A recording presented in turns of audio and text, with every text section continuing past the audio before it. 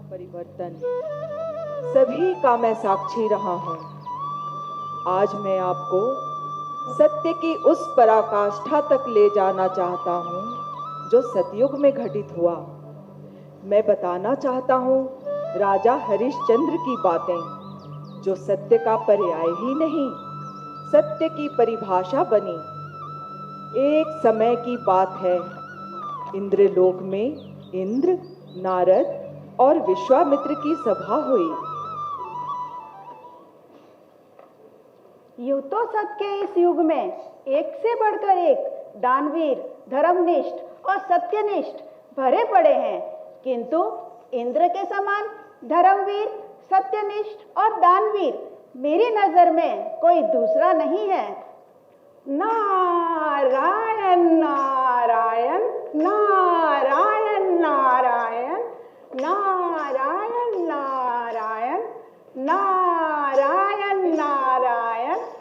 क्षमा करें मुनिवर, किंचित आपको राजा हरिश्चंद्र का स्मरण न होगा। सत्य यही है कि अवध के राजा हरिश्चंद्र के समान सत्यवादी, धर्मनिष्ठ और दानवीर इस धरा पे दूजा कोई नहीं है। धर्म अपनी परिभाषा बदल सकता है, सूर्य चंद्र अपनी दिशाएं बदल सकती है, किंतु हरिश्चंद्र का सत्य अटल है, वो कभी नहीं बदलेगा। नारायण नारायण। सिंहासन पे बैठने वाला और समस्त सुख वैभव का भोग करने वाला एक राजा कितना ही धर्मनिष्ठ होगा। राजनीति और सत्य एक साथ बहुत दूर तक नहीं चलते हैं। मैं आपकी बातों से किंचित भी सहमत नहीं हूँ।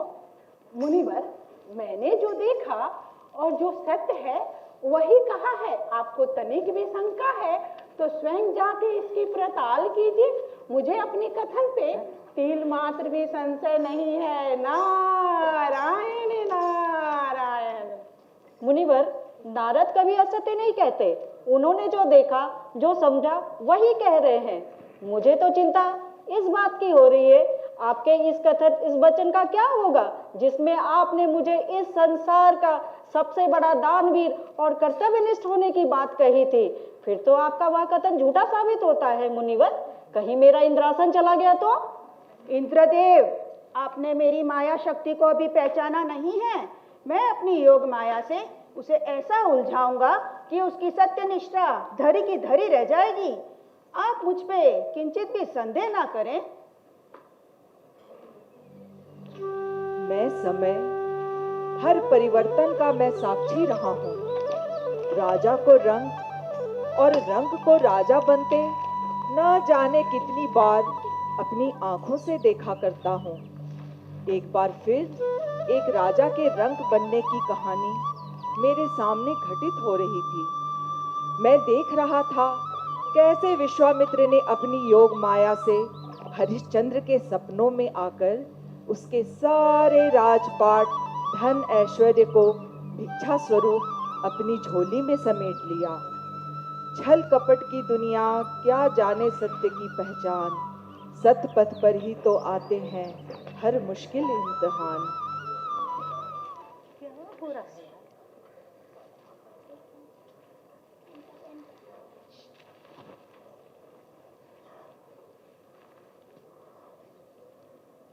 Get inside.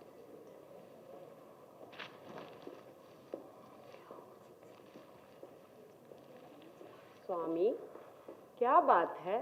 प्रतीत होता है आप किसी गहन चिंतन में हैं।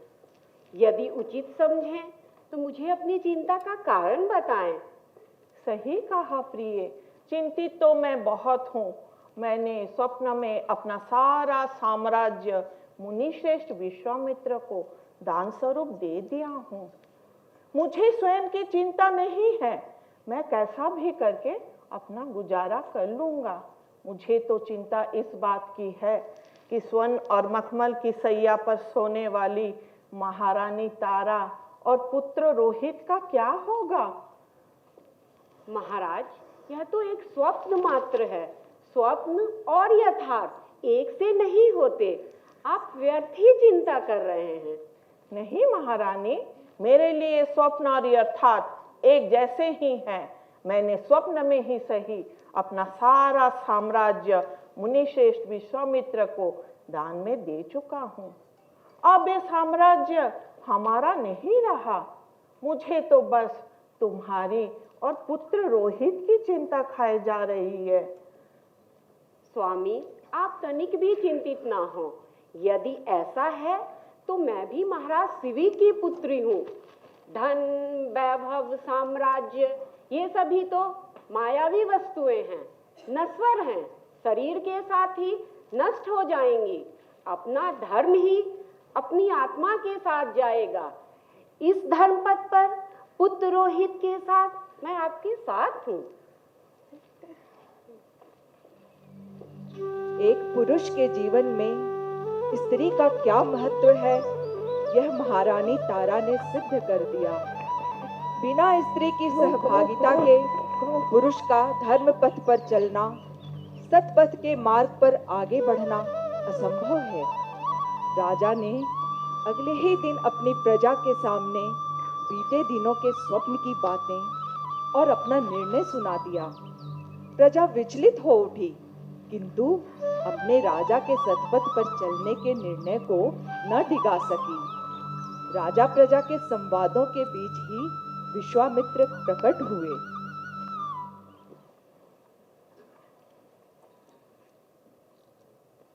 प्रणाम मुनिवर।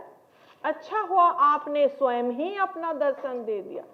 मैं तो बहुत दुविधा में था कि आपको कहाँ ढूंढूं। क्यों राजन, कहीं तुम अपना साम्राज्य खो देने के कारण तो दुविधाग्रस्त न थे? ना मुनिवर, कृपा करके ऐसा कटु वचन ना बोले। मैंने सप्रेम पूरा साम्राज्य आपको सौंप चुका हूँ। ये लीजिए आपका राजमुकुट, और ये रहा आपका राज सिंहासन। ये तो ठीक है राजन, पर कोई भी दान दक्षिणा के बिना पूर्ण नहीं होता है। जो आज्ञा मुनिवर। मैं अभी अपने कोषागार से 1000 स्वर्ण मुद्राएं लाकर आपको दक्षिणा स्वरूप देता हूँ। राजन, अब ये सब राजपाट हमारा हुआ। राजकोष पे अब आपका कोई अधिकार नहीं है। जो आज्ञा मुनिवर। मुझे 1 माह का समय दे, मैं 1 माह के अंदर आपका सारा दक्षिणा चुका दूंगा। यशस्वी भव। मैं समय स्वयं के हाथों ही विवश था। एक राजा को रंग बनता देख रहा था सतपथ पर चलने की कठिनाई। जिस रास्ते पर राजा और उसके परिवार के लिए फूल बिछाए जाते थे, आज उनके मार्ग अनगिनत कांटों से भरे पड़े हैं। छाया में भी कुम्हला जाने वाले राजकुमार रोहित को आज तपती धूप में विचरण करना पड़ रहा है। रानी के कोमल पांव, जिनमें अमूल्य रत्न जड़ित पायल छनकती थी, आज छाले पड़ रहे हैं। मैं अचंभित था। विधि के इस विधान पर ये कैसी परीक्षा है। जो हाथ सबकी झोली भरने को उठते थे, वो हाथ अपनी आजीविका चलाने और दक्षिणा हेतु स्वर्ण मुद्राएं जुटाने के लिए पत्थर तोड़ने पर विवश थे। मखमल की सेज पर सोने वाली महारानी और पुत्र रोहित आज भूमि की शैया पर सोने को विवश थे, किंतु उनके चेहरे पर लेश मात्र भी दुख का भाव नहीं था। महारानी और राजकुमार राजा के हर सुख दुख में सहभागी थे।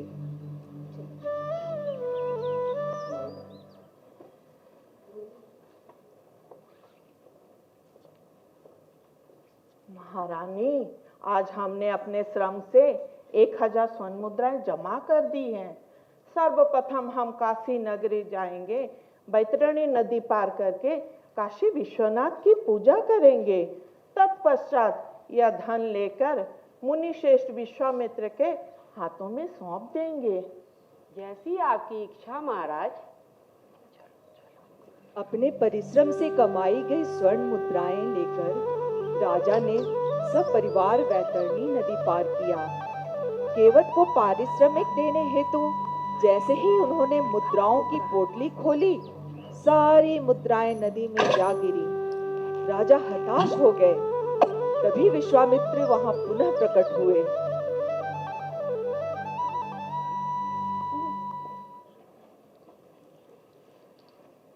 राजन, मेरी दक्षिणा।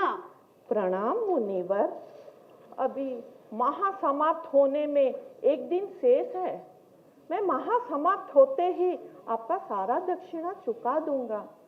राजन, तुम इतने दिनों में मेरी दक्षिणा जुटा नहीं पाए तो एक दिन में क्या ही कर लोगे? कहीं दक्षिणा का विचार त्याग तो नहीं दिया? ना मुनिवर, कृपा करके ऐसा कटु वचन ना बोले। मैंने वचन दिया है तो उसे अवश्य निभाऊंगा। मेरा विश्वास करें। यशस्वी भवा। राजा की ये बात सुनकर विश्वामित्र तो चले गए, किंतु राजा के समक्ष यह बड़ी दुविधा थी कि कैसे दक्षिणा हेतु स्वर्ण मुद्राएं जुटाई जाएं। यह सोच ही रहे थे कि उनकी दृष्टि बाजार में बिक रहे दास दासियों पर पड़ी। राजा ने भी अपनी बोली लगाई, किंतु सम्मानवश कोई भी उन्हें खरीदने आगे न बढ़ सका।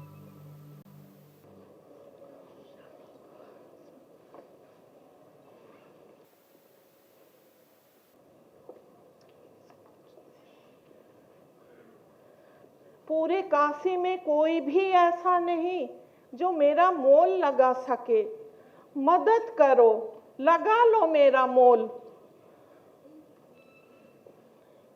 स्वामी, आप अनमोल हैं, इसलिए कोई आपका मोल नहीं लगा पा रहा।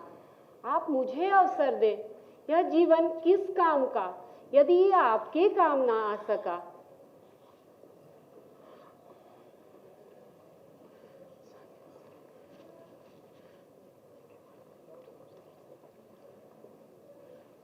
प्रणाम मान्यवर। प्रणाम देवी। मान्यवर, कृपा कर मुझे खरीद कर अपनी दासी बना लें। मैं आपके घर के सारे कार्य करूंगी, आपकी और आपकी पत्नी की सेवा करूंगी।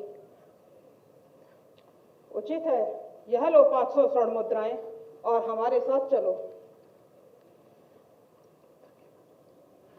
मान्यवर, यह मेरा पुत्र है, यह मेरे बगैर कैसे जीवित रहेगा? कृपा कर इसे भी खरीद ले, यह भी आपके घर के छोटे मोटे कार्य कर देगा। ठीक है, यह लो 250 अतिरिक्त स्वर्ण मुद्राएं, इसे भी साथ ले चलो। व्यापारी को दया आ गई। उसने अतिरिक्त 250 स्वर्ण मुद्राएं देकर रोहित को भी खरीद लिया। रानी और रोहित व्यापारी के साथ चले गए। हाय रे नियति, एक राजा अब इस दुनिया में अकेला रह गया। राजा अपनी रानी और पुत्र के बिछुड़ने का शोक भी न मना पाया होगा कि एक आवाज ने उसके अंतर में चल रहे झंझावात को विराम दे दिया।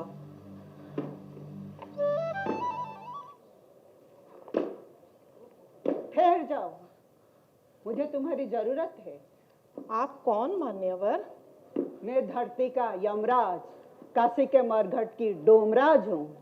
मुझे अपनी सहायता हेतु एक व्यक्ति की आवश्यकता है। कहो, अपनी क्या कीमत लोगे? मेरे पास तो 750 स्वर्ण मुद्राएं हैं। 250 और मिल जाते तो मैं मुनि श्रेष्ठ विश्वामित्र का दक्षिणा चुका देता। क्या विचार कर रहे हो? अपना कीमत बताओ। 250 स्वर्ण मुद्राएं की आवश्यकता है मान्यवर। यह लो 250 स्वर्ण मुद्राएं और मेरे साथ चलो, तुम्हें सारे कार्य समझाता हूँ। जो आज्ञा। डोमराज के प्रस्थान करते ही विश्वामित्र पुनः प्रकट हुए। राजन, अब तो दिन ढलने वाला है, दक्षिणा दोगे ना? प्रणाम मुनिवर। ये रहा आपका 1000 स्वर्ण मुद्राएं। दक्षिणा स्वरूप मैंने अपना वचन निभा दिया।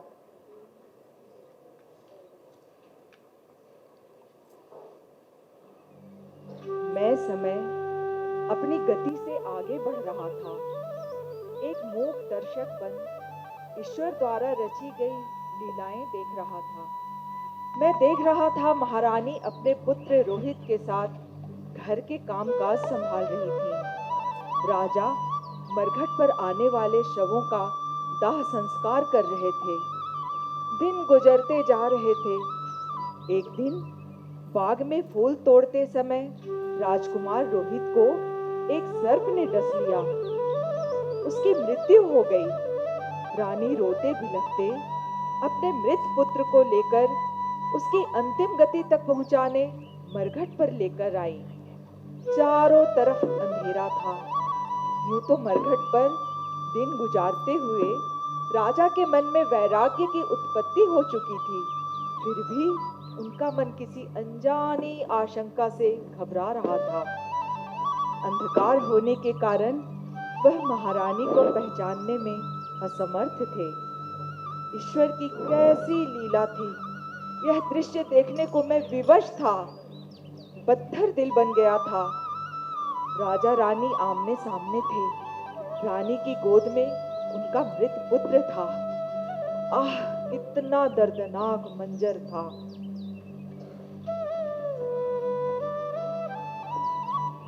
वहीं रुक जाओ। सर्वप्रथम यहाँ का कर चुकाओ अथवा कफन लेते आओ, तभी मैं अंतिम संस्कार हेतु अग्नि प्रज्वलित करने दूंगा।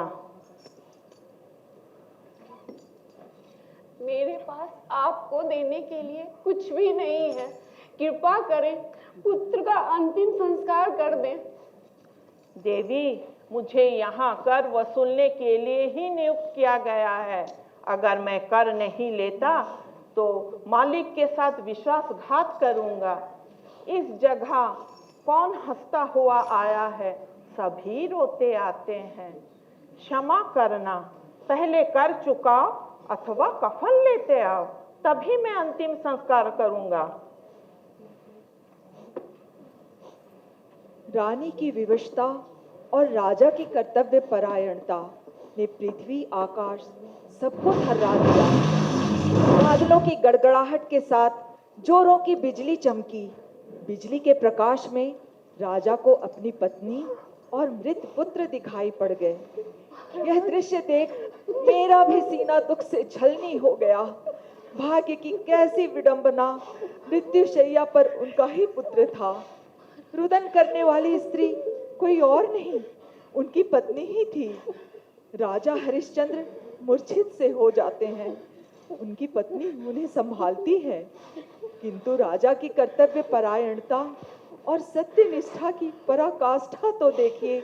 इतना सब कुछ होते हुए भी वो अपने कर्तव्य पथ पर अडिग रहते हैं। महारानी, मुझे क्षमा करना।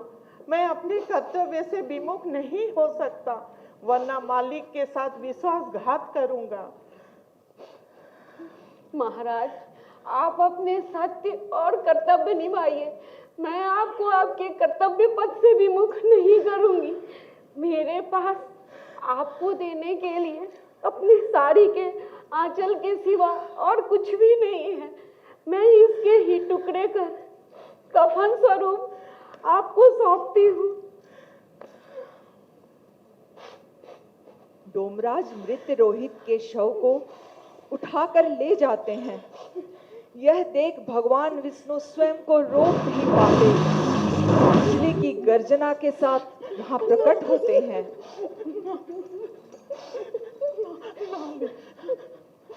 बस राजन, बस। तुमने साबित कर दिया, तीनों लोक में तुम सा दानी और सत्यनिष्ठ कोई नहीं है। तुम अपनी परीक्षा में सफल रहे। भगवान विष्णु के इस कथन के साथ सारे देवी देवता, इंद्र, नारद सभी वहां आ जाते हैं। कल्लू डोम बने विश्वामित्र भी पधारते हैं।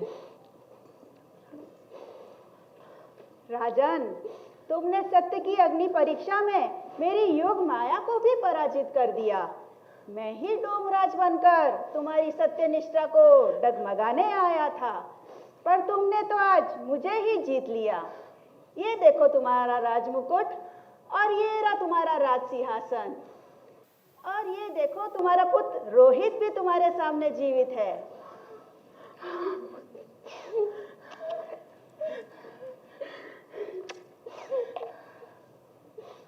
मुनिवर, कृपा करके सत्य की ऐसी कठिन परीक्षा कभी ना लेना, वरना सत्य के पथ पर चलने से हर व्यक्ति भयभीत होगा। नारायण नारायण नारायण नारायण। सत्य की जय हो, धर्म की जय हो। समय सुनाता जाए हमको हर युग की एक नई कहानी। समय सुनाता जाए हमको हर युग की एक नई कहानी। आया नहीं अभी तक कोई हरिश्चंद्र सा जग में दानी। सत्य की जय हो, धर्म की जय हो।